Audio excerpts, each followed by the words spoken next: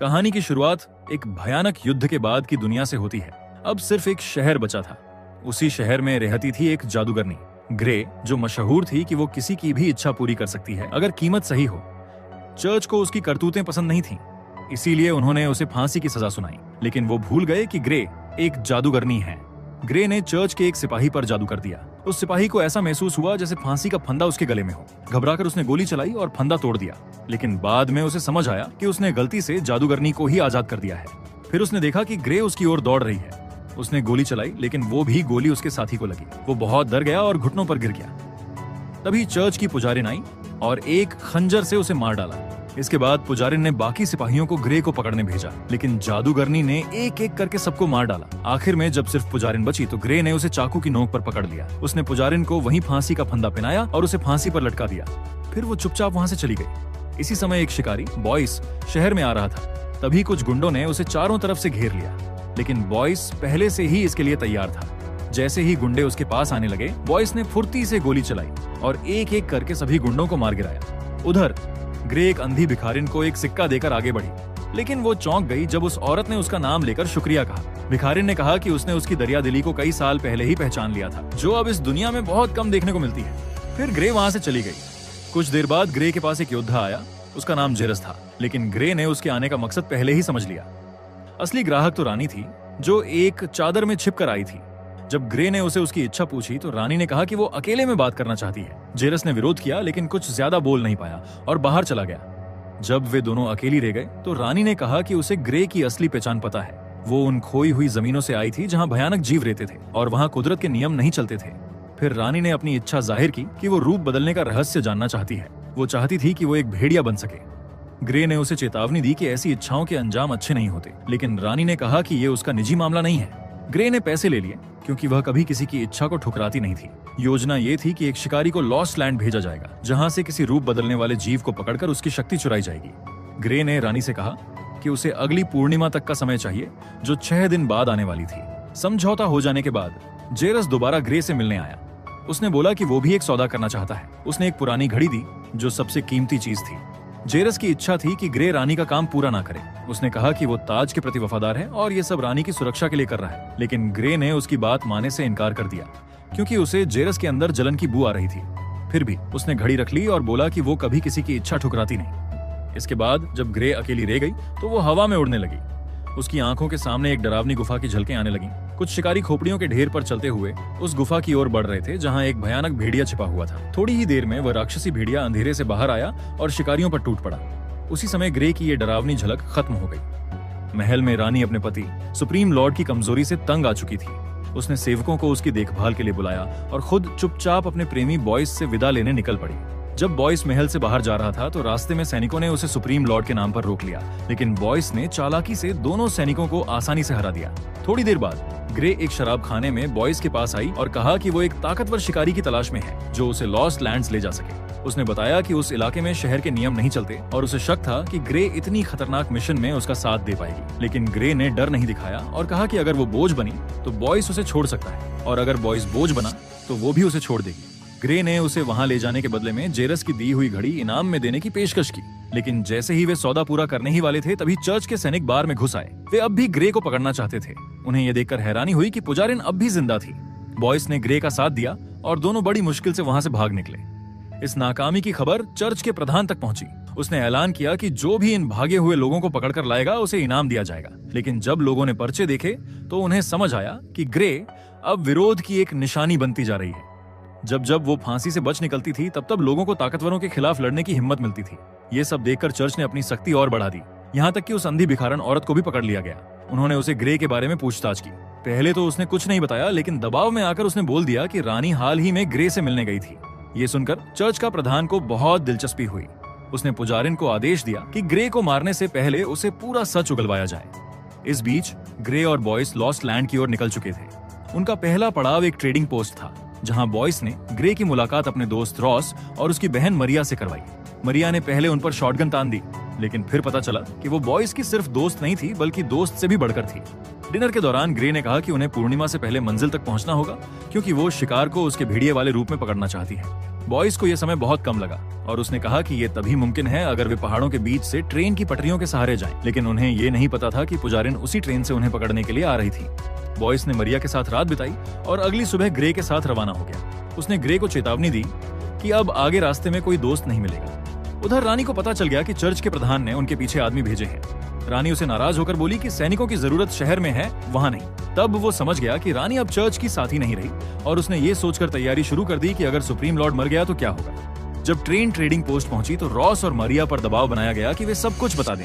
सैनिकों ने रॉस को पीटना शुरू कर दिया और जब एक सिपाही गरम सलाख लेकर आया तो मरिया सहन नहीं कर पाई और चिल्लाकर बता दिया कि ग्रे स्कल रिवर जा रही है। सच्चाई जाने के बाद भी पुजारिन ने आदेश दिया कि सब कुछ जला दिया जाए। अब पूर्णिमा में सिर्फ 3 दिन बचे थे और ग्रे और बॉयस एक ऐसी जगह पहुंचे जिसे द रिफ्ट कहा जाता था। वहां बॉयस ने अपने एक जान पहचान वाले साथी साइरस को आवाज दी जो एक तरह की केबल कार चलाता था, लेकिन साइरस ने कोई जवाब नहीं दिया।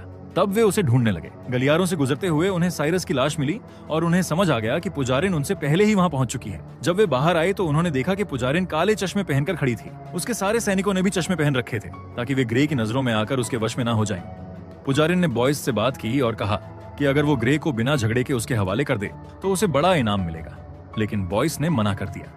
तभी बॉयस की नजर दीवार पर लटकी मरिया पर पड़ी और वो गुस्से से भर गया।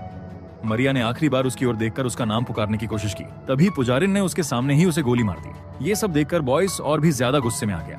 उसने सिपाहियों पर गोलियां चलानी शुरू कर दी। वहीं ग्रे ने दिखा दिया कि उसे किसी को हराने के लिए जादू की जरूरत नहीं है। सिपाही एक एक करके गिरने लगे और जैसे ही सिपाही गिरने लगे एक नई टोली कुल्हाड़ियों के साथ सामने आ गई। लेकिन ग्रे और बॉयस उनका भी डटकर सामना किया। अब मैदान में पुजारिन लड़ाई के बीच बेखौफ खड़ी थी क्योंकि उसे भरोसा था कि उसके लिए कोई ना कोई सिपाही जान देने को तैयार रहेगा। लेकिन जब सैनिक तोप लेकर आ गए तो ग्रे और बॉयस वहां से भागे और एक केबल कार में जा छिपे। बॉयस ने किसी तरह केबल कार चालू कर दी। कुछ सिपाही कार में घुसने में कामयाब हो गए। उसमें से एक सिपाही तो छत पर चढ़ गया और गोलियां चलाकर उसमें छेद करने लगा। ग्रे को भी ऊपर चढ़ना पड़ा ताकि वो उसका मुकाबला कर सके। जब पुजारिन ने देखा कि जादूगरनी लड़ाई जीत रही है तो उसने हुक्म दिया कि रस्सी काट दी जाए। सिपाहियों ने एक रस्सी खोल दी जिसे कार हवा में लटक गया। फिर पुजारिन ने खुद दूसरी रस्सी पर गोली चलाई जिसे कार झटके से उड़कर एक पहाड़ी से जा टकराया। ग्रे ने बॉयस को चिल्लाकर कहा कि अब बचने का एक ही रास्ता है, ऊपर चढ़ना। वो तो पहले से बाहर थी लेकिन बॉयस अभी भी अंदर संतुलन बना रहा था। ऊपर से जिस रस्सी से वो कार लटका हुआ था वो भी टूटने वाली थी। जैसे ही रस्सी टूटी बॉयस ने छलांग लगाकर खुद को बचा लिया और ग्रे के पीछे पीछे पहाड़ी पर चढ़ने लगा। इधर पुजारिन ने हार नहीं मानी। उसने गोली चलाई और वो सीधे बॉयस के कंधे में लगी। फिर जब वो दूसरी गोली चलाने जा रही थी तो गलती से उसकी नजर जादूगरनी की आंखों से मिल गई। ये नजरों का संपर्क बहुत कम समय का था लेकिन इतना काफी था कि पुजारिन का ध्यान भटक गया और वो उलझन में पड़ गई। बाद में बॉयस ने अपने कंधे से गोली निकाली और ग्रे ने उसकी मदद की और उसके घाव पर टांके लगाए। उसी समय बॉयस ने उसे कहा कि वो बहुत हद तक उसी जैसी है और ये बात उसने तभी जान ली थी जब पहली बार उसकी आंखों में देखा था। उधर महल में रानी को पता चला कि वो गर्भवती है। वो बहुत खुश हुई और उसने अपने पति को बताया कि भविष्य का सुप्रीम लॉर्ड एक किसान बॉयस का बेटा है। ये बोलने के बाद उसने तकिया उठाया और उसके मुंह पर रखकर तब तक दबाया जब तक उसकी सांस बंद नहीं हो गई। अब पूर्णिमा में सिर्फ 2 दिन बाकी थे। ग्रे और बॉयस एक जगह पहुंचे जिसे शैडो बेना कहा जाता था। तभी उन्हें ट्रेन की आवाज सुनाई दी और वे पास के एक बिजली घर के खंडहर में छुप गए। बॉयस ने चेतावनी दी कि वहां कुछ भयानक जीव रहते हैं और उन्हें पूरी रात आग जलाकर रखनी होगी क्योंकि वे सिर्फ आग से डरते हैं। तभी बिजली की लाइटें धीरे धीरे टिमटिमाने लगीं और चारों ओर से डरावनी आवाजें आने लगीं। एक भयानक और डरावना जीव अंधेरे से बाहर निकला और अपनी तेज दांतों को दिखाने लगा। बॉयस ने उनके चारों तरफ आग का घेरा बना दिया। ऊपर से सब कुछ देख रहे दूसरी जाति के नेता को यह सब पसंद नहीं आया। वो और उसके साथी तुरंत नीचे कूद पड़े। उनका नेता ग्रे को नाम से पुकारता हुआ उसके सामने आ गया। यही उसकी सबसे बड़ी गलती थी। ग्रे ने अपनी आंखों से उसे सम्मोहित कर दिया और पीछे हटने पर मजबूर किया। फिर उसने एक जोरदार आग का हमला किया जो सारे राक्षसों को जलाकर खत्म कर गया। थकर वो बॉयस की बाहों में गिर पड़ी और बताया कि वो उस राक्षस को पहले से जानती थी। उसने बताया कि इस जगह पर एक ऐसा खजाना छिपा था जिसे मिल जाए उसे एक अद्भुत शक्ति मिल सकती थी। एक दिन एक आदमी ने उस खजाने को हासिल करने के लिए उसकी मदद ली। ग्रे ने मना नहीं किया लेकिन उसके बुरे परिणाम निकले। वही आदमी अब वो राक्षस बन चुका था। पूर्णिमा से एक दिन पहले सुबह चर्च का मुखिया लोगों को ये घोषणा करता है कि सुप्रीम लॉर्ड अब इस दुनिया में नहीं रहे। वो ये भी बताता है कि रानी मां बनने वाली है और बोलता है कि अब नए सुप्रीम लॉर्ड की जय जयकार की जाए, लेकिन जनता चुप रहती है। फिर मुखिया और सेनापति जेरस एक दूसरे की तरफ देखते हैं और जेरस रॉयल गार्ड को जनता पर हथियार ताने का आदेश देता है। डर की वजह से लोग तालियां बजाने लगते हैं और जयकार करने लगते हैं। रानी झूठी मुस्कान के साथ मुखिया को धन्यवाद देती है और मुखिया भी दिखावे की खुशी करता है। वो पुजारिन से कहता है कि अब जल्दी करनी होगी, केवल जादूगरनी का कन्फेशन ही उसे रानी को हटाने का मौका देगा। उधर बॉयस और ग्रे फील्ड्स ऑफ फायर नाम की जगह पर पहुंचे, जो स्कल रिवर से पहले का आखिरी पड़ाव था। ग्रे कहती है कि अब वो यहाँ से अकेले भेड़िए से लड़ने जाएगी और वो अपनी घड़ी बॉयस को दे देती है।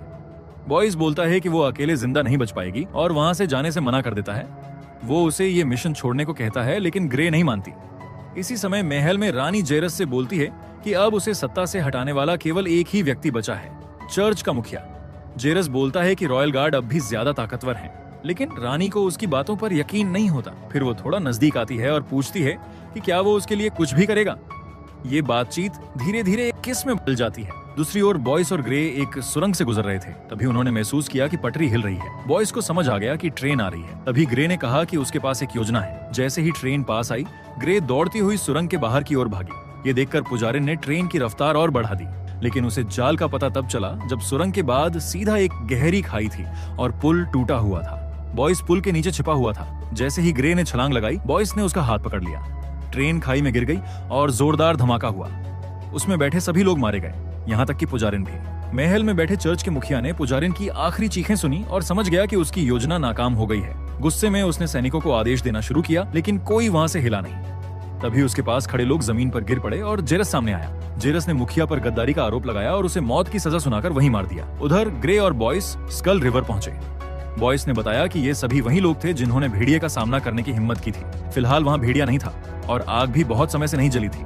ग्रे ने कहा कि आज रात पूर्णिमा है और वो जरूर आएगा। बॉयस उसे बार बार समझाने की कोशिश करता रहा कि ये सब छोड़ दे, लेकिन वो नहीं मानी। उधर जेरस भी रानी को समझा रहा था कि इस योजना को छोड़ दे, लेकिन वो भी असफल रहा। चांद निकलते ही ग्रे ने बॉयस से सच कबूल किया।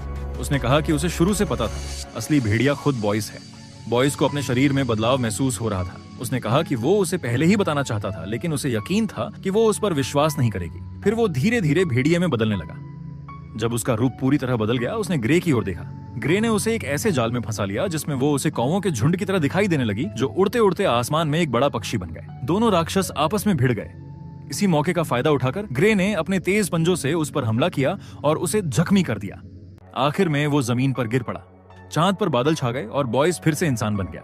ग्रे ने उसका ध्यान रखा और उसे आराम करने को कहा, लेकिन जब वो उठा तो देखा कि वो जंजीरों में बंधा था।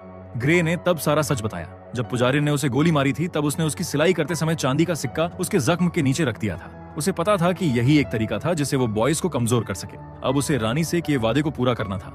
भेड़िए की ताकत को बॉयस से लेना था। लेकिन जब वो खंजर उठाने लगी तो बॉयस ने उसे एक आखिरी इच्छा मांगी। उसने बोला कि वो ग्रे को हमेशा के लिए अपना साथी बनाना चाहता है। एक बार फिर जादूगरनी ने कहा कि वो कभी किसी की इच्छा नहीं ठुकराती, लेकिन चेतावनी दी कि इसकी कीमत बहुत भारी हो सकती है। फिर जब आसमान में दोबारा पूरा चांद निकला तो बॉयस फिर से भेड़िया बन गया। ग्रे ने उसके शरीर में खंजर घोंप दिया। फिर उसने उसका शरीर पत्थरों से ढक दिया और अपनी घड़ी उस पर रख दी। इसके बाद वो शहर लौट गई। उसकी वापसी ने लोगों पर बड़ा असर डाला। मजदूरों ने विद्रोह शुरू कर दिया। ग्रे ने भेड़िए की खाल जेरस को दी और कहा कि रानी को उसमें अपना खून टपकाकर उसे पहना होगा और ये काम उसी रात करना होगा। जेरस ने अपनी घड़ी वापस मांगी और कहा कि ग्रे ने उसकी इच्छा पूरी नहीं की, लेकिन ग्रे ने बताया कि रानी के पेट में जो बच्चा है वो बॉयस का है। उसने कहा कि उसने जेरस को वही दिया जो वो सच में चाहता था, यानी बॉयस की मौत। जब रानी को पता चला कि बॉयस मर चुका है तो वो टूट गई। उसने कहा कि वो सिर्फ इसलिए भेड़िया बनना चाहती थी ताकि बॉयस के साथ रह सके। जेरस ने उसे चुप कराने की कोशिश की और फिर से बोला कि वो उसके लिए कुछ भी करेगा। गुस्से में आकर रानी ने कहा कि अगर वो सच में कुछ भी कर सकता है तो उसे मर जाना चाहिए, और उसने एक नुकीली पिन उसके गले में घोंप दी। तब तक जनता ने महल पर हमला कर दिया था और रानी को वहां से भागना पड़ा। सूरज निकला जिसे भेड़िए की खाल जल गई। दूसरी ओर पत्थरों के नीचे से बॉयस की हलचल हुई। वो अब भी जिंदा था। वो शहर लौटा और ग्रे से उसके धोखे का सामना किया। ग्रे ने कहा कि उसने सिर्फ भेड़िए की खाल निकाली थी, उसे मारने का इरादा नहीं था, और उसे पता था कि बॉयस बच जाएगा। ये साबित करने के लिए उसने कहा कि बॉयस अब भी उस पर गोली चलाएगा, लेकिन उसकी बंदूक नहीं चलेगी। बॉयस ने ट्रिगर दबाया, लेकिन सच में बंदूक जाम हो गई। ग्रे ने खंजर निकाला और बॉयस ने भी। दोनों ने एक दूसरे की गर्दन पर खंजर रख दिया, लेकिन फिर दोनों हंस पड़े। अंत में उन्होंने सुलह कर ली और इस तरह बॉयस की इच्छा पूरी हो गई। इसी के साथ ये मूवी यही खत्म होती है। अगर आपको ये एक्सप्लेनेशन अच्छा लगा हो तो वीडियो को लाइक करें और इसे अपने दोस्तों के साथ जरूर शेयर करें। ऐसी ही और मजेदार और अनोखी कहानियों के लिए चैनल को सब्सक्राइब करना ना भूलें।